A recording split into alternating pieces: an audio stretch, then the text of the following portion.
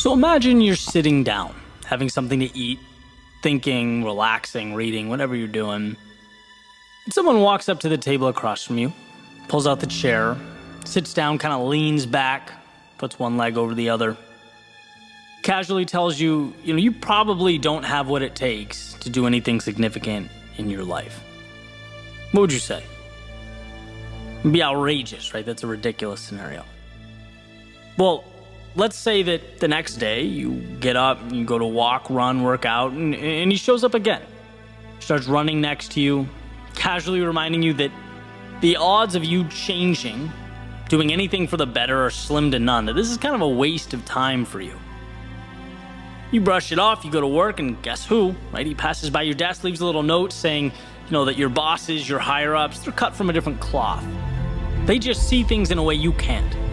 You'd probably tell that person to take a long walk off a short pier, right? Or at the very least, you'd understand how absolutely insane the situation is. People can't just walk up and talk to you like that.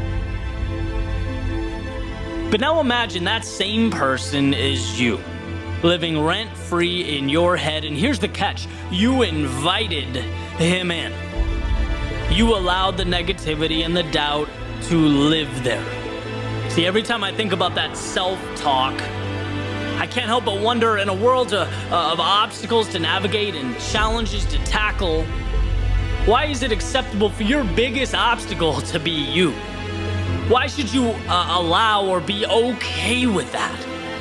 And I'm not saying everything's perfect all the time, every thought's pure bliss, but I am posing this question. If you don't believe in yourself, how do you expect anyone else to? If you're not your biggest ally, if you don't respect the person staring back at you in the mirror, how do you expect the world to? Why is our inclination to tense up and refute the negativity from others, but sit back and accept the same nonsense in our own heads? If those words don't support what you're trying to build, I don't care who they're from, where they come from, why they're there, they don't deserve your time. And it's a simple awareness that they are not truth, but merely your fears and your insecurities trying to stop you from becoming who you might be. My biggest leaps in life, they didn't come from physical milestones or benchmarks. They came from mental shifts, convincing myself, believing myself, trusting in myself. When the road is untraveled, when the story is untold, the positive and the negative are both make-believe. They are both fairy tales, they're options, they're theories, and guess what? You get to choose which option, which one will be yours. My favorite quote is, "You are always stronger than you think you are."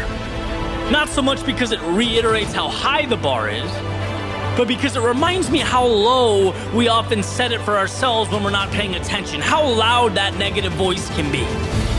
When I was unemployed, I was writing, I was running out of money, my life changed because I stopped seeing myself as some lost, jobless mess, and I started seeing myself as one of the greats with a hell of a road to travel. See, people always follow through on who they believe themselves to be.